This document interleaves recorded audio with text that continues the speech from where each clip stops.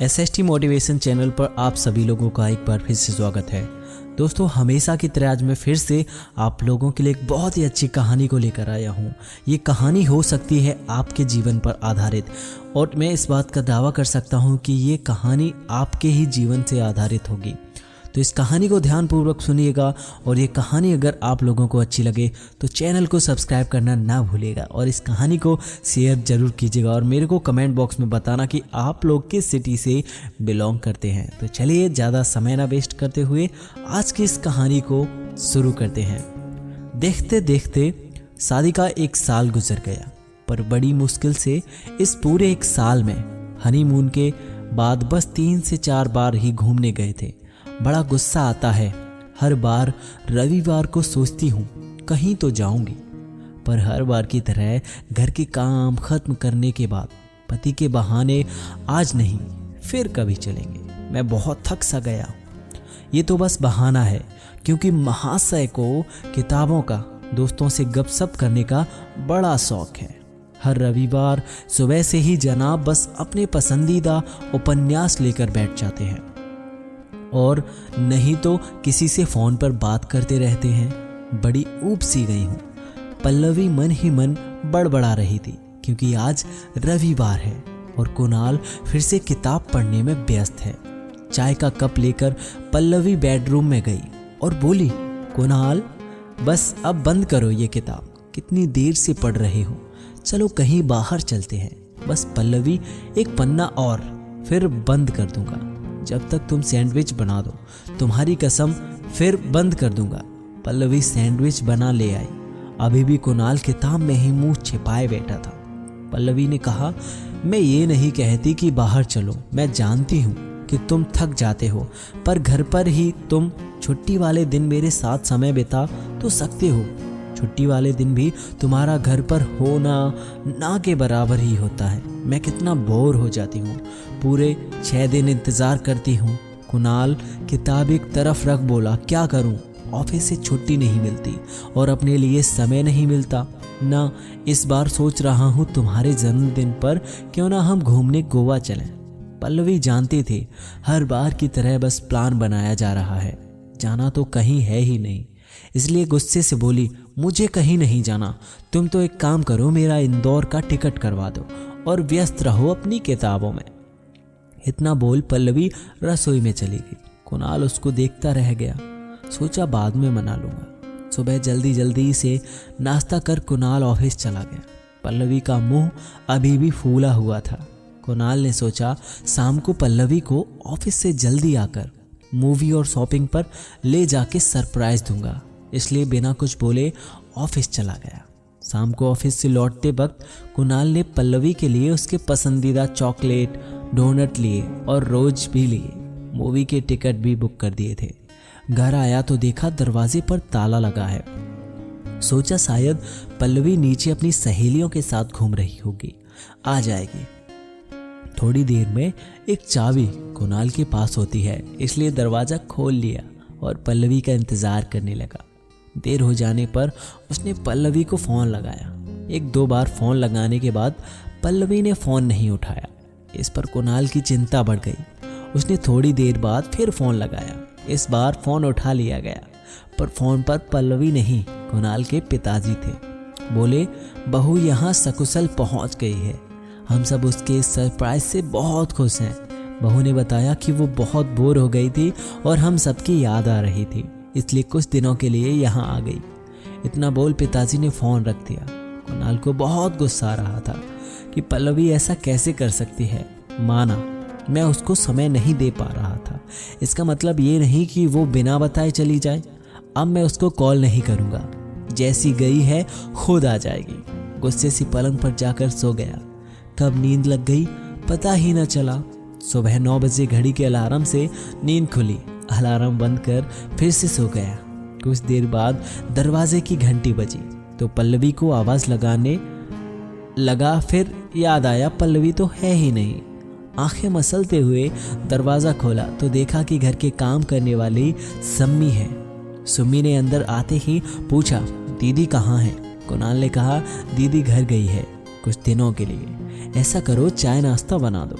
ठीक है भैया, सुम्मी ने कहा। और कपड़े कौन से धोने हैं? सुम्मी ने पूछा। कुणाल ने कहा, मैं कल दे दूंगा, आज दीदी पगार देने वाली थी। कितने हुए बता दो, दे देता हूँ। कुणाल चिढ़ सा गया। कितने सवाल करती हो, चुपचाप काम करो, बोल कमरे में चला गया। ऑफिस जाने में देरी हो गई थी। तैयार होके आया तो टेबल पर देखा नाश्ते में ब्रेड बटर और चाय थी। देख मुंह सा बन गया। बोला, सुम्मी कुछ और बना देती। भैया रोज तो दीदी नाश्ता बनाती हैं, इसलिए कुछ समझ नहीं आया, यही बना दिया। नाश्ता कर ऑफिस चला गया। पूरे दिन ऑफिस में मन नहीं लगा। सुबह नाश्ता भी अच्छा नहीं मिला और आज खाना भी ऑफिस कैंटीन में खाना पड़ा। रोज तो पल्लवी टिफिन दे देती थी। घर आया, रात को खाना बाहर से बुला लिया। टीवी लगाई पर मन न लगा। किताब उठाई पर एक पन्ना भी न पढ़ा। पलंग पर जाके सो गया। पल्लवी की याद जो आ रही थी। ऐसे ही पूरे 6 दिन निकल गए। रविवार भी चला गया। ना तो किताब पढ़ी, ना ही किसी दोस्त से बात की। शाम को ऑफिस से आया और छत पर चला गया। सारे पौधे जो पल्लवी ने लगाए थे सूख से गए थे। सिगरेट निकाली, पीने लगा। देखते देखते पूरा पैकेट पी गया। पल्लवी होती तो कितना चिल्लाती। सिगरेट पीता देख सुबह का घूमना भी बंद हो गया। अच्छे से खाना भी नहीं मिल पा रहा था। पल्लवी बिना जीवन में कुछ नहीं था। नीचे आया और सो गया। सुबह अलार्म से नींद खुली। सुम्मी आ गई थी। चाय बना दी। कुणाल चाय का कप ले पेपर देख रहा था। पेपर पर तारीख देख याद आया कि कल पल्लवी का जन्मदिन है। नहाने चला गया। कुछ कपड़े बैग में डाले और सुम्मी को कहा, तुम 1 महीने बाद आना, हम छुट्टी पर जा रहे हैं। कार ले ऑफिस गया। 1 महीने की छुट्टी ली। कार में बैठा तो याद आया कि पापा को फ़ोन कर बता देता हूँ। पापा को फ़ोन किया, पापा मैं घर के लिए निकल रहा हूँ, पल्लवी को मत बोलना, सरप्राइज दूंगा, शाम तक आ जाऊंगा। उधर कुणाल के पापा हंसने लगे और बोले, तुम दोनों कितने पागल हो, तुमने उसे इतने दिन फ़ोन नहीं किया और अब आ रहे हो लेने, और वो पगली बस में बैठी ही है तुम्हारे पास आने के लिए। कुणाल को कुछ न सूझा, बस मुस्कुरा सा दिया। अच्छा पल्लवी कब तक आ जाएगी? मैं उसे लेने बस स्टैंड चला जाऊंगा शाम को 5 बजे तक। अच्छा सुनो बेटा, एक बात याद रखना, हम जीवन में घर, पैसा, कामयाबी और अपनों का अच्छा जीवन देने के लिए बहुत मेहनत करते हैं, पर इन सब बातों में अपनों को समय देना भी ज़रूरी है। जी पापा, मैं समझ गया, कुणाल ने कहा। पल्लवी आ जाएगी तो फ़ोन कर आपको बता दूंगा। फ़ोन रख कर कार में बैठा और जल्दी से कुणाल घर आया। सारा घर साफ किया जल्दी जल्दी और फिर बाजार जाकर केक और फूल लिए और घड़ी भी ली पल्लवी के लिए। घर आया, तैयार हुआ और बस स्टैंड गया। खड़ा हुआ ही था कि आवाज़ आई, कुणाल कुणाल। पीछे मुड़ के देखा तो पल्लवी भी। चेहरा उसे देख खिल सा गया और उसकी तरफ दौड़ कर गया, सामान ले लिया। कार में बैठ पल्लवी और कुणाल ने एक दूसरे, पल्लवी ने एक किताब निकाली और कुणाल को दिखाई। ओहो, लव स्टोरी।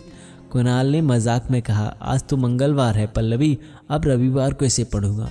पल्लवी ने भी मजाक में मुंह फुला लिया और कुणाल की तरफ ना देखने का नाटक करने लगी।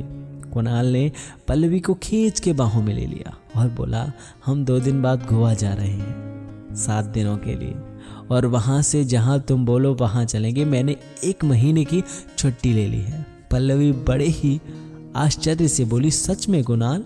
कुणाल ने कहा, हाँ, अब पूरा समय 1 महीने का सिर्फ तुम्हारा। पल्लवी बहुत खुश थी। मिल गया उसको कुणाल और उसका समय जो उसे चाहिए था। इतने में रेडियो पर गाना बजने लगा, लो सफ़र पूरा हो गया, मेरा हम सफ़र तू हो गया। दोनों जोर जोर से हंसने लगे। अब चाहे कुछ भी हो, पर कुणाल पल्लवी के लिए थोड़ा समय तो निकाल लेता है, जिससे वो पल्लवी के साथ समय बिता सके, उसे खुश रख सके। दोस्तों, इस कहानी से आप लोगों को क्या सीख मिलती है? इस कहानी से हमें सीखना चाहिए कि जीवन में पैसा, व्यापार, ये सब चीज़ एक अलग चीज़ है, लेकिन हम ये सब चीज़ किसके लिए कर रहे हैं? अपने परिवार के लिए, अपने बच्चों के लिए। लेकिन अगर इन्हीं के वजह से हम अपने बच्चों और परिवार से, बीवी बच्चों से अगर दूर हो जाएंगे, तो इन पैसों का, इस व्यापार का क्या मतलब है? मेरे हिसाब से तो हमें इस कहानी से यही सीख मिलती है। आपने इस कहानी से क्या सीखा है मुझे कमेंट बॉक्स में ज़रूर बताइएगा, और ये कहानी आप लोगों को कैसी लगी मुझे कमेंट बॉक्स में ज़रूर बताना। और अगर चैनल को सब्सक्राइब नहीं किया है तो चैनल को सब्सक्राइब करके मेरे को कमेंट बॉक्स में ज़रूर बताइएगा कि आपने अभी तक चैनल को सब्सक्राइब किया है या फिर सब्सक्राइब नहीं किया है। मिलते हैं अगली वीडियो के साथ और अगली स्टोरीज के साथ। तब तक के लिए साइनिंग ऑफ SST मोटिवेशन।